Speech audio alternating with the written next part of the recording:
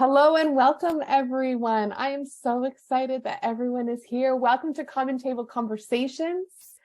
My name is Laura Howe, and I'm a registered social worker and provide leadership to Hope Made Strong and the Global Church Mental Health Summit. I'm very excited to be your host today. Welcome, good morning, and good afternoon to everyone here. It is very, very exciting. We are going to start by introducing the speakers today. We have the honor and privilege to be speaking with Marcus Tanner and Deanna Harrison. Very excited to see both of them. And Dr. Tanner is a marriage and family therapist, educator, and author. He has done research in interdisciplinary areas. He's published research on forced termination of clergy and its effects on clergy and their families. He currently owns and operates HealingChoice Family Therapy in Texas. And then Deanna, oh my goodness, it's such an honor, and I'm excited to hear and learn from you. She serves as an executive director of Pastors Hope Network, which provides loving and comprehensive support for displaced and terminated pastors as they seek God's healing and direction. I don't want to forget also that Deanna is an author, and you're going to have to, I'm excited. I want to check out your book. I'm not going to lie. I might have a side screen open looking it up right now. And that book is on moving on, surviving grief and forced termination. So I am very honored to introduce both of you. And to start things off, I'll turn it over to you, Dr. Tanner. Great. Thank you, Laura. And thank you, Thad, for hosting this. It's really great to see all of you and really great to be here. Some of you I recognize from the national gathering a few weeks ago. Chris, it's good to see you again. And Margaret, good to see you. And Deanna. Deanna and I have communicated for many years, it seems like, off and on, and really great to have you be a part of this. And excited to see where this conversation might go. So since I began the topic of researching forced termination of clergy, I really have loved this imagery of checkmate and how representative it is to this idea of forced termination and this notion that being in check in the game of chess, that the king is threatened with capture and that there's really no possible escape from threat, right? That as we discuss this idea of quiet firing today, I hope that we'll consider this imagery and that as in the game of chess, this opponent is strategic about moving pieces in a way that ultimately threatens the king. And while ministry certainly is not a game, we do have spiritual and manifest opponents that strategically threaten our ministry and sometimes slowly encroach on our position in ministry until we really have no other option but to end our ministry assignment, or in some cases, our ministry altogether. And I want to just make a quick comment for all of the theologians in the room. I debated on how to title this and whether to include impacting the church since AD 30, a reference to the death of Christ, as there are some that would debate when that actually occurred. So I just chose the middle of the dates that are given for that. So forgive me. Let's look at this first topic of discussion, I think, and then we break out into groups and discuss a little bit.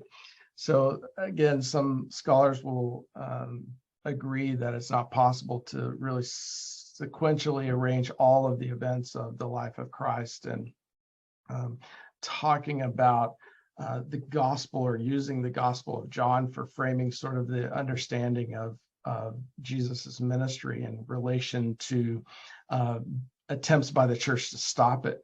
The Gospel of John in chapter 9, we get to this point in which Jesus has just healed a man who was born blind. And presumably he's already been performing miracles. He's already been doing all this ministry. He's been developing disciples and doing the work that he was sent to this earth to do. And there are some important points in John chapter 9 that I think we should pay attention to as it regards to the concept of quiet firing or forced termination. It's this, that in John chapter 11 and verse 53 says, "So from that day on, they plotted to take his life." And I think that just like this small group of people plotted to take the life of Jesus, there exists this small group of people in churches and ministries around the world that plot to end the ministry of the clergy person and their family. And these small groups of people then tend to use these covert mechanisms to strategically disrupt the effectiveness of the minister.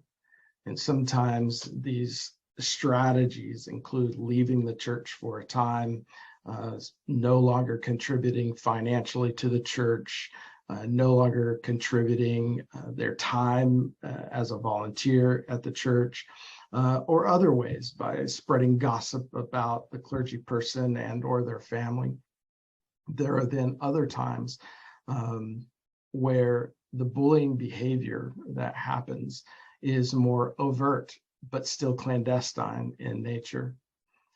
In one of the studies I did, I interviewed clergy couples who had experienced a forced termination, and one female minister reported how a disgruntled church member would leave sex toys in her mailbox as a way to bully her to leave the church. And still at other times, the bullying behavior is completely overt and played out in public. Well, for example, one minister I interviewed discussed being held at gunpoint by elders of his church to prevent him from entering the church sanctuary for services on a Sunday. And so members of the church are seeing this, and the police were called. And these are all examples of quiet firing or loud firing in the last example, mobbing kind of behavior where people bully the minister, bully members of his or her family in ways to get them to leave. And it's really an unfortunate experience where, you look at other organizations, other jobs that people have. When you're not doing a good job, they write you up. And after you receive so many write-ups, they terminate you. Not often do they bully you in order to get you to leave. But this happens in the church and has been happening in the church at large since the church plotted to take the life of Jesus. There we go. So when it comes to defining what forced termination looks like for clergy, I used these terms. Mobbing was really the biggest term that I found that was related to this kind of workplace behavior that would happen where small groups of people would come together and bully someone in order to get them to leave their workplace. It was more difficult to come up with a good definition for forced termination in clergy, although other people had attempted to do it before I did my research. But what wasn't included was this idea that forced termination was both a process and a result, that there was a process that took place over a period of time where clergy people and their families were bullied. And then it's also a result. It's where they are actually leaving as a result of these psychological, emotional, social, and spiritual abuse and harassment. And usually this process of forced termination begins when someone in the church feels betrayed. Like there's some betrayal of some sort. Well, you didn't come to my event, or you didn't say hello to me in the hallway when we passed by. Or sometimes it's over really big things like the idea of merging two churches together, big theological questions that people tend to feel betrayed by when we're not on the same page. But once that happens, it's followed by this period of harassment, and it culminates with leaving a ministry post. But the experience is not over even after that. My research showed among 39 denominations, roughly 28% of clergy have at least one forced termination during their ministry career. Some people have more than one forced termination experience. This covert and overt bullying behavior includes one or more elements of these psychological, emotional, social, and spiritual abuse. One ministry couple I interviewed discussed a time when their youngest son was in the hospital and terminally ill. And the church, even during this time, had these expectations that the minister and his wife would continue to perform services at the church, that they would also continue to participate in other church activities and family activities, or activities of the families that were associated with the church. And one of those he recalled was a birthday party for one of the leaders in the church, or one of the leaders in the church's children. And they were expected to be there, and they showed up and put on their happy face. But as his own son's birthday came around and was in a hospital terminally ill, this ministry couple attempted to bring a smile to their own child's face, to host a birthday party in the hospital room, and no one from the church showed up. His son died, and the bullying behavior continued for this ministry couple, this ministry family. They were devastated as they left their ministry assignment. And when I interviewed them for my research project, it had been almost 20 years since that had occurred in their life, and still they were feeling the effects of what had occurred in their life. So let me talk a little bit about, because we were bringing this up in our group, what was the most traumatic. And I don't know if we came to a consensus, but many of us were looking at the post termination as being the most traumatic. And so for those people that experienced a forced termination in their ministry experience, we're looking at these clergy families that continue to experience the effects months and years, sometimes decades after they go through this experience. So not only are they harassed and experience this psychological bullying, emotional bullying, sociological bullying in their ministry experience, but now that it's occurred and they have been terminated or forced to resign their ministry post, the losses are really vast. So, I think about this often, where the clergy person loses their job, their income from their ministry. But if their spouse is also working and they're forced to move somewhere, their spouse may also lose their job. And now they may be without any income for a short time or for a lengthy amount of time. There may also be this potential of loss of their home, especially if they're living in a parsonage or church-owned home of some way, or maybe they have their own home, but they're unable to keep up with the payments because of the financial losses that they've experienced. Many of the pastors that I talked to felt like this loss of identity. Many of the ministry spouses I talked to felt like they had lost some bit of their identity and who they were. I'm no longer the pastor's wife or the pastor's spouse. I'm no longer the minister, as they went through this period of transition to whatever they might have transitioned to. There's this loss of social network, especially if they made those connections a part of the church. And so when they're now gone from that church, they've lost those social networks, they've lost those friendships. And often those friendships end even during the process of a forced termination, because of all the gossip and the rumors and the things that are being said.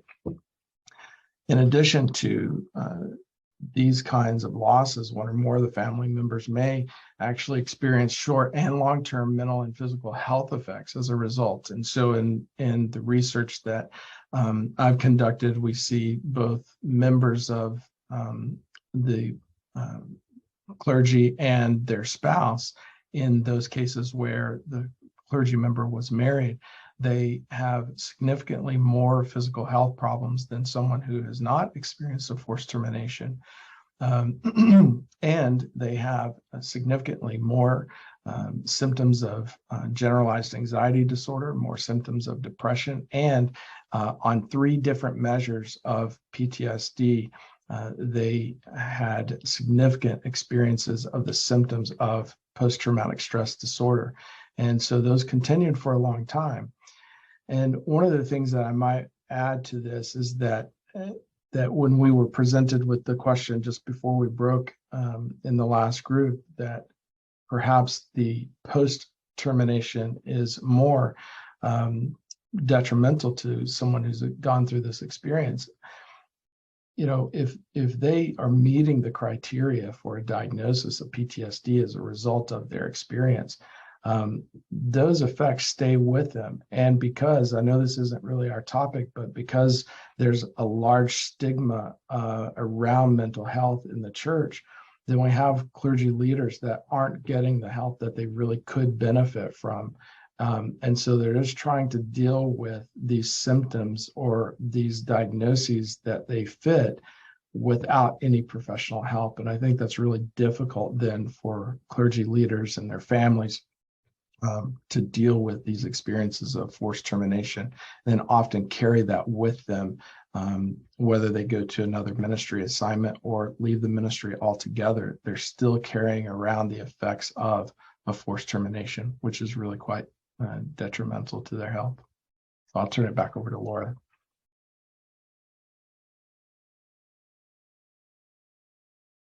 All right, thank you so much. I love the conversation that's happening, the chat. Make sure you open that chat as well and join in with that. And before we go to Deanna Harrison, I want to encourage people to think about, based on what you've heard, how do you think these findings have impacted the care for clergy who've been forced to resign?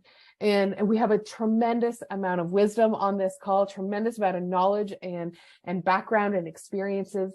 So I'd love to fill the chat with what your thoughts are about what is the impact for Claire, you know, who have been forced to resign. What are some resources or tools, or maybe you yourself have supported someone who've gone through this and have a success story or something that has been helpful. So as we transition over to hear Deanna's experience, please head into the chat and share with others who are eager to hear from your wisdom about what are the impacts on caring for clergy. Just as a reminder, Deanna, you are filled with wisdom yourself as an executive director with Pastors Hope Network, and I'm excited to hear what you have to share. Thank you so much. Thank you, Laura. I am truly honored to be a part of this conversation today, and I appreciate Dr. Tanner's work on defining the process of termination, because that process that ultimately leads to a forced termination is the springboard that launches a clergy family into the process of grief. And as Dr. Tanner has pointed out, clergy families continue to feel the effects of a forced termination for months and even years afterwards. In fact, this week marks the 14th anniversary of that devastating night in 2008 when my husband was forced to resign as pastor after a disgruntled staff member was successful at leading a coup. And even though it's been 14 years, there are times when something will happen that will bring to mind all of the pain and all of the heartache associated with our termination. And in a split second, my eyes will fill with tears. Now, all that's to say, when you encounter clergy who have experienced forced termination, understand that they are somewhere in the grief process. Even if it's been a while since the termination, grief is a part of their lives. because a minister does not just get over termination any more than you just get over the death of a loved one. You simply have to learn a new way to live. And the clients I meet with at Pastors Hope Network are all grieving without exception. Some don't recognize that they're in grief until I point it out. They don't realize that their anger or their depression, their sadness is related to grief. And many times ministers berate themselves for feeling angry or depressed or sad. It can be a vicious cycle. And why are these pastors grieving? Well, clergy who have been forcibly terminated are grieving the death of their ministries, the death of relationships, the death of the dreams and vision that God had given them for their ministries. So being terminated is far more than simply losing a job. It shakes the minister and the minister's spouse to their very core. Our clients talk about losing their self-confidence. For some, their faith is shaken, and they are trying to hang on to simply any thread of hope they can find. Here's what I heard from two ministers in the past 48 hours. One pastor said, "The anxiety is very real. I have never felt so uncertain about what lies ahead." And another pastor told me, "We are beyond struggling. Life seems unbearable." One pastor's wife told me that her mind ran wild with fear. How were they going to put food on the table? Where were they going to live? After her husband was terminated, she had to stand in line at a food pantry. And she says that tears would stream down her face as she stood there in that line trying to make sense of what the church had done to her family. So on the one hand, we have the trauma and the pain that come from forced termination. But on the other hand, we have the promises of our Heavenly Father. We know that God brings beauty from ashes. We know that in all things He works for the good of those who love Him, who have been called according to His purpose. So when you and I encounter clergy who have been terminated, our job is to first acknowledge their pain, weep with them, mourn with them. And then when they know that they have been heard, then encourage them with the hope that we find in Jesus Christ. Laura, I'll turn it back to you for the Q&A. Thank you so much. So we're going to go into a time of questions, and Dr. Tanner and Deanna are going to be available for you. I know in our discussion, in our small group, we had a couple questions that come up. So I hope you had those written down and in your back pocket to ask. And while you're thinking about questions you have, I will pop in a question or insert a question that our group had. And I'm not quite sure who might be able to answer this best, so I'll leave that for you to decide. But have you noticed over the last few, say, years, an increase in behaviors, or have they changed in time? And that question came out of a reflection of how social media has changed and how people are expressing their views or expressing their frustrations on social media and within their community. So have you noticed an increase or change in behaviors over time?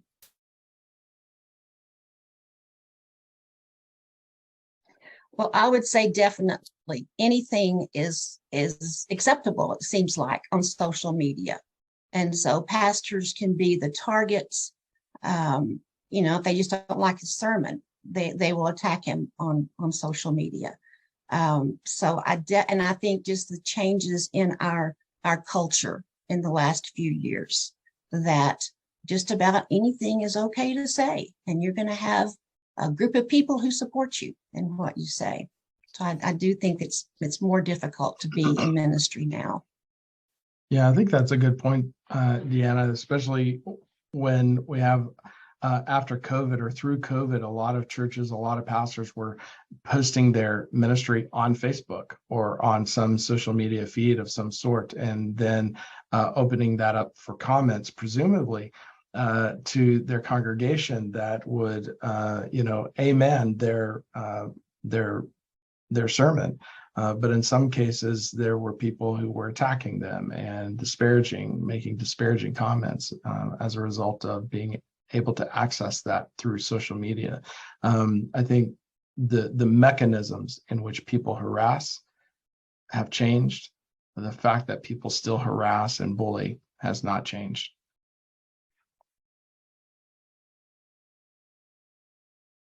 Question that came in, that I don't know if you want to unmute yourself with this or if you want me to read that out. You go ahead. All right.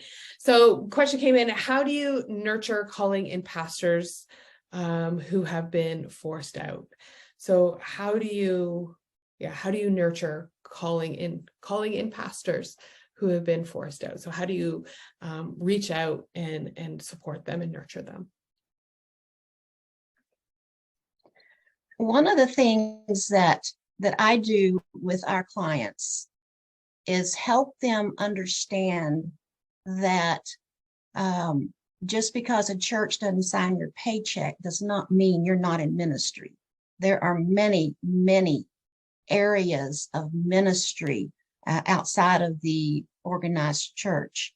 Now, if sometimes I've had clients who have just said, I am called to preach. And so, okay, we will keep working on, trying to find that opportunity. And many have found that. But to understand that, I believe that if Christ came to earth today, if he was on the earth, you would find him in food banks. You would find him in homeless shelters. You would find him in nonprofits that provide health care. That's the kind of thing he did. So, and that's ministry. Mm-hmm. Yeah, I'm not going to say much more than Deanna did, because I echo exactly what she's done. When I see ministry couples or ministers who have been forced terminated in their situation, we talk about the exact same thing, that ministry happens in many different contexts, and just because your title is no longer pastor, or for this time period isn't pastor, doesn't mean that you don't have a calling on your life. It doesn't mean that you can't be still in ministry and find ways to spread God's love. Yeah, great question. Chris Adams had asked a question in the chat, and for the recording, I'll ask it out here. So I wonder if clergy in a denominational appointment system experience a new appointment as a forced termination at times, depending on the process and circumstances. Chris, if you're available to come off of mute and clarify that, if I'm not expressing that right. Yeah, and this may be top of mind because I was just with a large group of clergy this week who are in a denomination that has an appointment system, and at times it seems like the decision of a bishop or district superintendent or judicatory leader to move someone may or may not involve consulting with that pastor and their family about, do you want to move, what are the implications for you, etc. How's it going? So I wonder if that could kind of feel like a forced termination or a forced move, if that's not done in a particular kind of way. I just wonder if that's come up, Marcus or Deanna, for either of you.